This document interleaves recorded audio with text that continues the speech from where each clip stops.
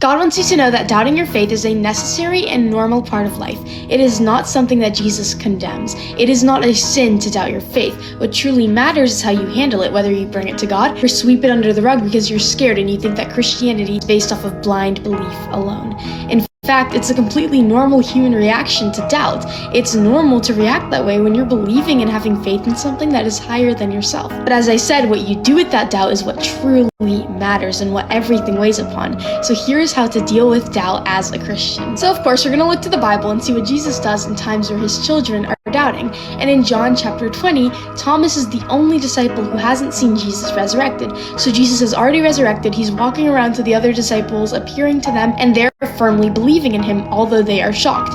And Thomas is super skeptical. He's like, unless I see the marks in Jesus' hands from the nails of the crucifixion, unless I see him and I can touch his physical body, I will not believe. He is super skeptical, like most of us would be. 8 days after he says this, Jesus shows up to him and says, "Peace be with you.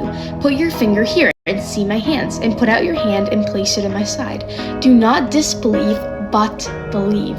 And Thomas answered him, "My Lord and my God." And Jesus said to him, "Have you believed because you have seen me?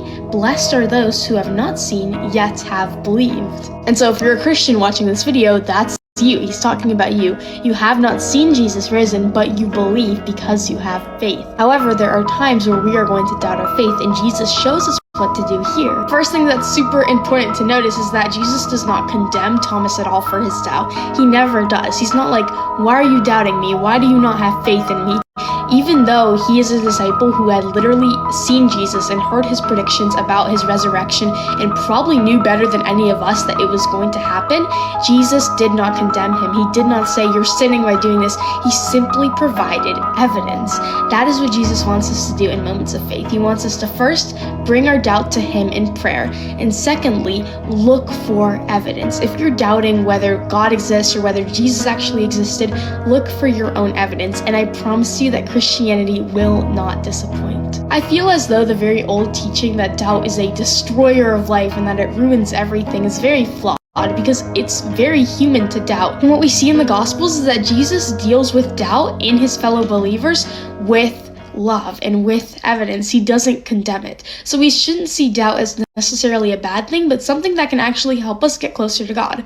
Whenever I am doubting a specific part of my faith, I pray that God would reveal it to me and help me be clear-minded and unbiased. And secondly, I do my own research. So if I wonder, like, did Jesus really exist? Was he just a fairy tale? I go and I do my own research. I read books. I read The Case for Christ. I watch YouTube videos. I watch podcasts. I read articles, whatever it may be, and I find my own evidence because that is what Jesus calls us to do. So that is how you should deal with doubt as a Christian. I really hope that this video helped you. If it did, please drop an amen in the comments. I love you guys so much. Bye.